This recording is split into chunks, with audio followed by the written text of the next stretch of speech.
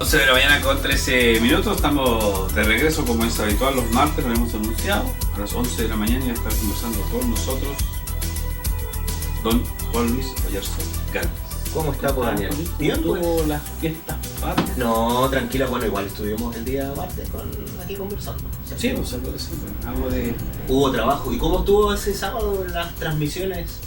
Es que lo particular yo no fui. Ya. No, lo particular yo no fui, algo bien conversado, yo no fui. Fue decir que fue Miguel, fue Cristo, fue Francisco, Susana, Alejandra, fueron todos. Yo lo particular no pude ir, pero bien. Es bueno también compartir con el resto de colegas. El año pasado vinieron ellos para acá. Por supuesto, y una tremenda iniciativa igual. Sí, así que igual debe ser agotador, pero también es una una posibilidad. Es una costumbre que se ha tratado de recuperar por parte de don Iván Lara Paredes, quien es el presidente de ARCI del Comité Regional Magallanes. Así que, no, pero bien saludado, así que se agradece, lo hicimos ayer también, pero fue bueno reiterarse un agradecido de quienes de alguna u otra manera estiman a las que estamos acá en la radio Presidente Ibáñez. Sí, pues, es una muy buena iniciativa, ¿eh? No perder los vínculos, y esos vínculos tradicionales que se llevan durante mucho tiempo en el mundo de la radio, ¿eh? Que es todo un mundo muy particular entre ustedes, con mucho... en ocasiones compañerismo, con muchas reuniones, ¿cierto? Sí. Con muchos buenos momentos. Oye, Ángel Luis, sí. Yo, ¿sabes que me ha costado definir cómo preguntarle esto? ¿Ya? Porque no quiero llegar a lanzar la pregunta así, porque no le pregunto tampoco a usted en lo personal cómo lo hace, pero ¿cuál es la mejor manera, por ejemplo, de recuperarse económicamente después de un 18 tan largo? Es una tremenda pregunta, ¿cierto? Es difícil, ¿no? Porque tantos días, yo calculé que cada familia gastó 30.000 pesos por día mínimo. Claro. Mínimo. Tiene que haber sido una muy buena recaudación, en particular para los vecinos que se colocaron también en el Parque María Betty, que tuvieron algunos días que estuvieron más o menos, pero en su mayoría tuvieron muy buenos días. Yo hablo desde el factor climático, pero los primeros días teníamos muy bonitos días, así que en realidad igual tienen que haber generado, y siempre lleno, con una gran cantidad de gente, pero de acuerdo a la pregunta que me mencionas, es un tema complejo, ¿eh? Y lo complejo del tema es que en realidad nuestra forma de ser, nuestra cultura, nuestro elemento que se ha ido potenciando en el transcurso del tiempo está muy orientado al elemento del consumo. No sabemos por qué se transforma de esa manera, pero cuando tú analizas, Daniel, por ejemplo, las familias más antiguas, ¿cierto?, de Magallanes, el factor consumo no era un elemento que te movía como te mueve hoy en día, ¿cierto? Siempre es importante tener aspectos para consumir, siempre es un elemento importante para el aspecto del bienestar. Pero en este último tiempo, en particular debido a nuestro modelo económico, la economía se ha basado efectivamente en el factor consumo. De tal manera que el consumir se vuelve un elemento fundamental para el desarrollo de nuestras familias. Familias que no consumen quiere decir que familias que se indagan, que no tienen un buen bienestar, ¿cierto? Que no lo pasa bien. Sí, claro. Pero esto viene de mucha historia. La semana pasada nosotros hablamos, por ejemplo, del surgimiento en el año 78, 77 de la famosa ficha CAS, en el cual en realidad el gobierno de Pinochet veía efectivamente de que en realidad si tú quieres acceder a algún beneficio social, tú en realidad tienes que demostrar que en realidad no tienes diferentes tipos de ingresos para poder consumir. O sea, ya desde ese tiempo se vislumbraba efectivamente que el factor dinero que te genera el consumo es un elemento fundamental. De tal manera que lo que tú mencionas sobre esas, en promedio, 30.000 pesos diarios en cada uno de estos días que ocurrieron en el ámbito de la fiesta en sí, es un elemento que en realidad proviene también de esa idea de lo que significa el consumir, ¿cierto? El generar bienestar, el gastarte dinero por esto. Y en ocasiones te gastas dinero que no tienes. Ese es uno de los elementos. Yo estoy pensando en 18, 19, 20, ¿eh? Yo también. Porque el 21 volvió... cierta normalidad, ¿no? Bueno, el mismo 20, pero todavía estaban los juegos, estaban muchas de las que me en el Parque María Betty, la Escuela de Portugal, las fondas, muchas de ellas estuvieron también los 3-4 días. Entonces, es difícil volver a una... Y se hace más largo el mes. Sí. La cultura, incluso hablando de cultura, nuestro medio se ha también transformado a esa relación, ¿eh? Muchos de los servicios públicos pagan las remuneraciones antes del 18, ¿cierto? Sí. Como tienen fecha de pago en particular cerca de los 19, siempre en ocasiones se ha generado efectivamente también pensando en el consumo, ¿eh? en realidad pagarte antes para que tú tengas también dinero. Sí, este mes, por ejemplo, los funcionarios públicos le pagaron, entiendo que el día... Debe haber sido 13, 12, 12 o 13, claro. Sí, no más de ello, porque no, le pagan siempre mínimo 72 horas antes de la fecha, igual que para Navidad, igual le pagan una semana antes. Y el aguinaldo y todo. Pero bueno, eso es un segmento, porque hay otros segmentos en los cuales no tienen la posibilidad de no hay quincena. Por ejemplo, esto, no hay quincena, no hay aguinaldos, hay una serie de elementos, los aguinaldos son muy bajos.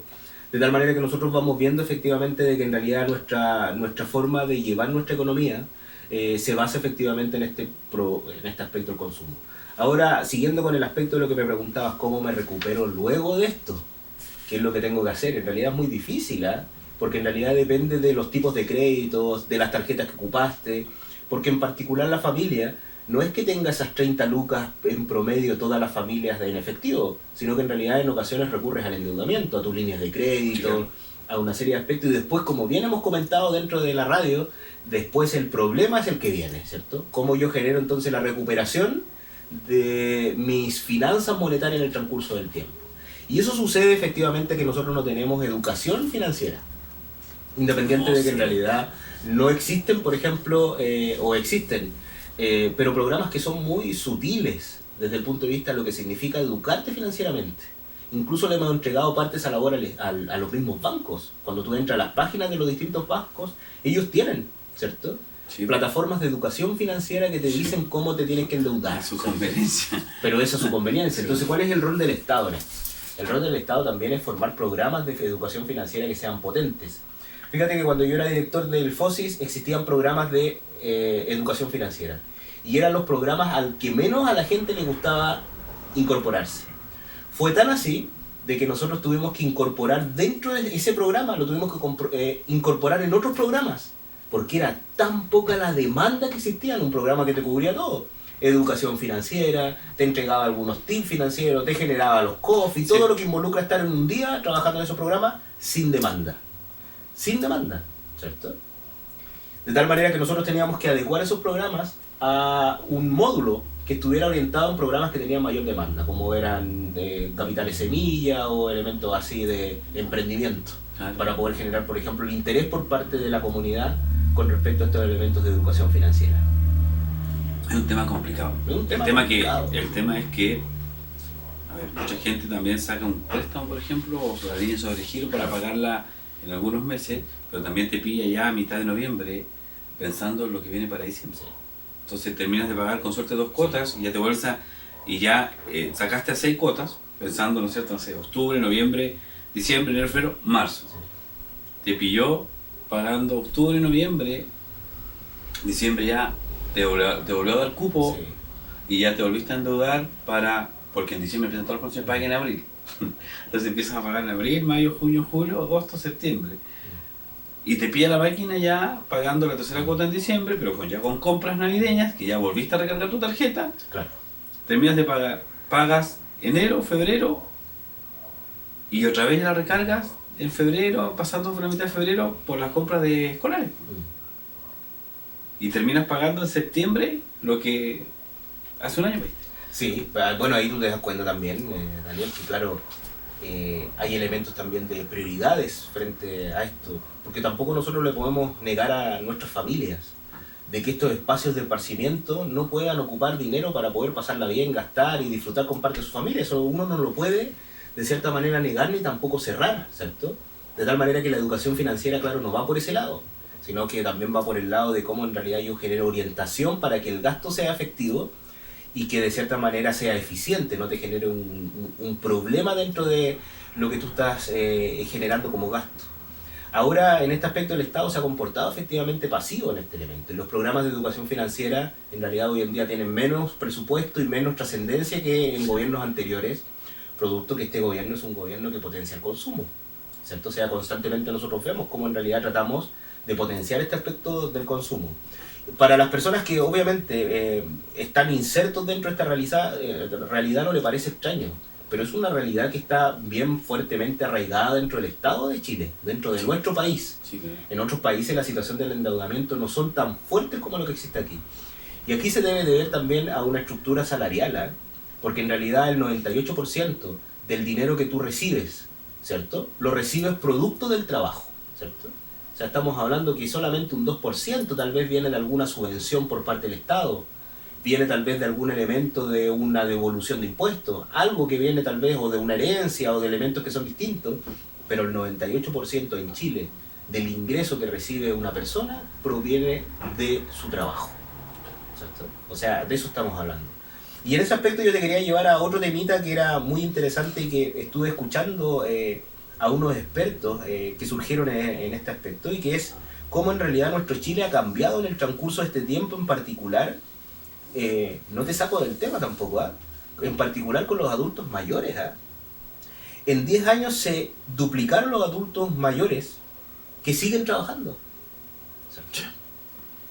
Ahora, en este aspecto, algunos podrían decir, oye, el mercado te obliga, claro, porque cuando nosotros vemos que el promedio de las pensiones es muy baja, ¿cierto? Y que por ende existen muchas personas que ya cumplieron su edad de trabajo, sí, y que en realidad deciden seguir trabajando porque en realidad no están dispuestos a asumir una pensión que sea tan baja. También hay otros segmentos que muestran efectivamente que nuestra situación de vida ha cambiado en el transcurso del tiempo. Hoy en día, una persona de 60, 65 años es una persona joven desde el punto de vista de su vitalidad física.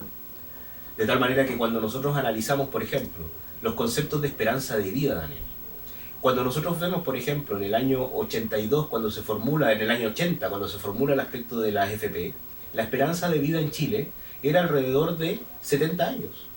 ¿Cierto? 68 sí, para los hombres, 72 para las mujeres, porque siempre las mujeres lideran en ese indicador. Pero hoy en día la esperanza de vida llega a 80 años. Entonces quiere decir que, imagínate, han pasado alrededor de 30, 40 años, ¿cierto? 30 y tantos años desde ese 80. Nosotros vemos efectivamente que en realidad en ese periodo de tiempo, en ese corto periodo de tiempo, nosotros hemos logrado alargar la vida en 10 años. ¿Y cuáles son las políticas sociales, públicas que nosotros hemos instaurado para este grupo? Recién las empezamos a discutir, se genera el Senama en algún momento, ¿cierto? ¿Hace cuánto? 8 años. Pero estamos hablando que en realidad podrían ser tal vez, nos quedamos cortos tal vez, pero podrían ser hasta 8 o 10 años. Sí, no más de eso. No, quizás un poco más, Daniela. ¿Primer gobierno de Michelle Bachelet? Sí, 2006. Sí, pero en el segundo tiempo, como se dice, en el tercer y cuarto año, no fue de inmediato, creo que no. Sí. Pero un Senama que no llegó a cumplir las expectativas, o sea, no cumplió las expectativas, No. Porque yo creo que fue, a ver, vamos a entrar quizás en algo más político, pero no hay problema, pero política hacemos todos los días, ¿no? Todas las veces siempre conversamos es hacer política. El Senama no ha cumplido, la Senama no ha cumplido, más allá del color de turno, más allá de la autoridad de turno. ¿Será que sus políticas son muy subsidiarias? ¿Son como muy paternalistas en vez de potenciar y fijarse en estos temas de...? Es que yo creo que el Senama llegó para solamente entregar fondos.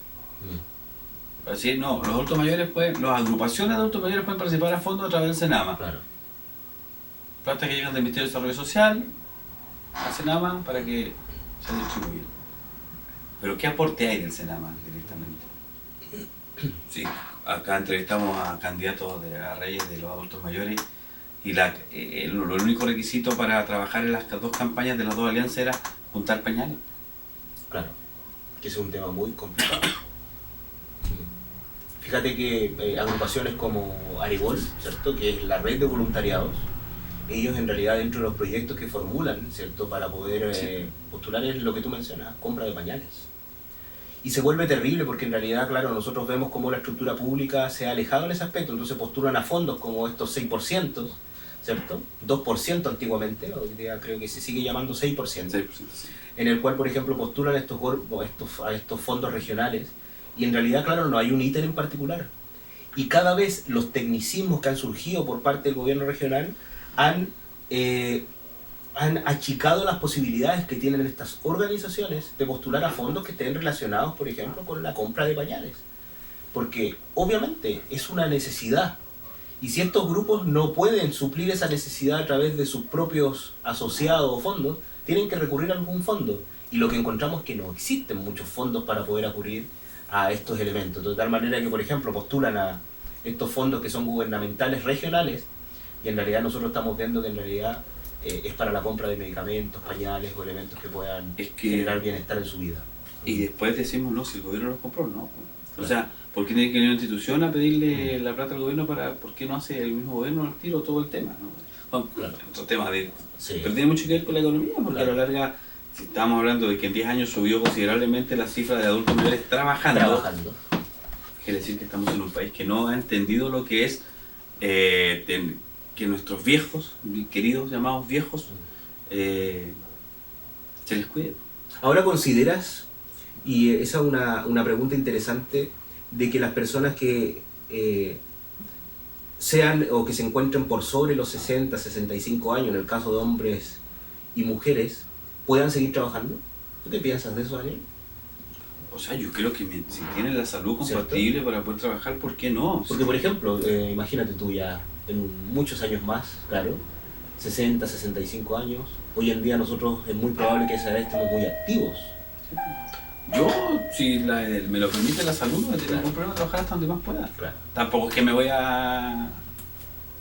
O sea, lo vemos probablemente con estos queridos personas que hacen las áreas verdes, ¿no? Claro. Yo diría, me tocó ver al CME de la mañana o a una persona, adulto mayor, con un carrito, con un carro plástico hecho de basura, una espala y una escoba, claro, recorriendo el frontis de la intendencia, recogiendo hasta las colillas de cigarros, cuando somos los responsables nosotros. Sí. O sea, criticamos de que los tienen mal abrigados, pero nosotros mismos pasamos fumando y botamos la colilla al piso. Claro. Nosotros mismos botamos los papel de luz al piso. Sí. Entonces son temas que de repente no es responsabilidad absolutamente de quien gobierne, Sí. es de quien actúa.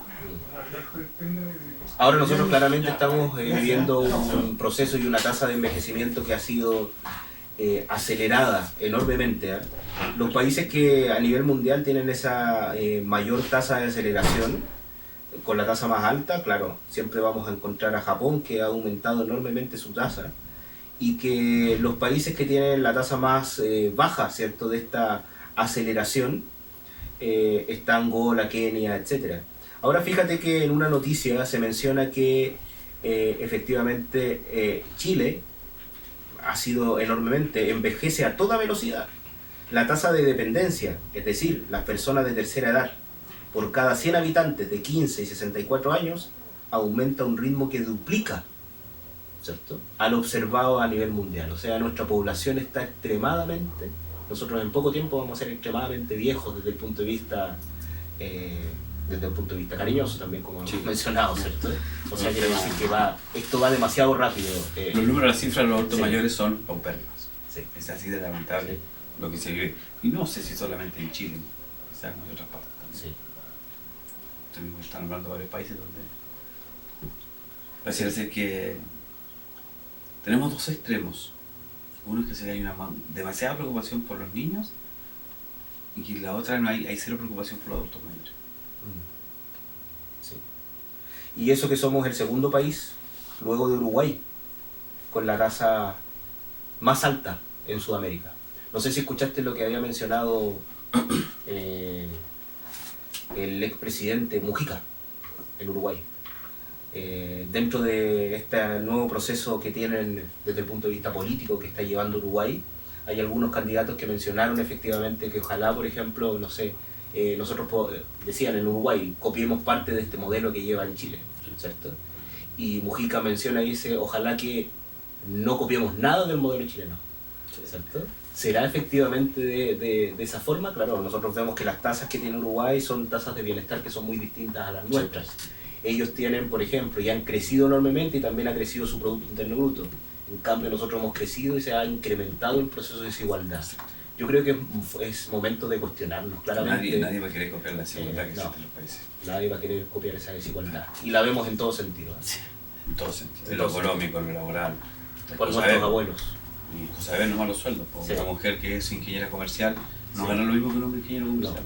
No es que lo quiera poner usted. Sí, no, pero no es así. Pero no es así. Son alrededor de un 32% menos. De diferencia. En promedio. El hombre gana un 32% más que la mujer. Y para que suene más feo aún, Sí. la mujer gana un 32% más que el hombre. Pero, Juan Luis, como siempre, muy interesante la conversación. Buenos temas la próxima semana. ¿Octubre ya?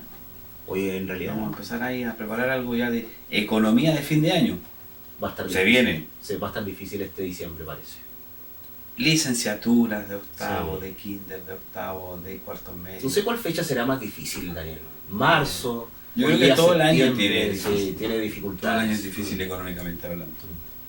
Pero vamos a comenzar a conversar en octubre de lo que es cómo llegar a un buen fin de año con un buen soporte económico. ¿Eh? Con cierta, sí. ¿Cómo lograr?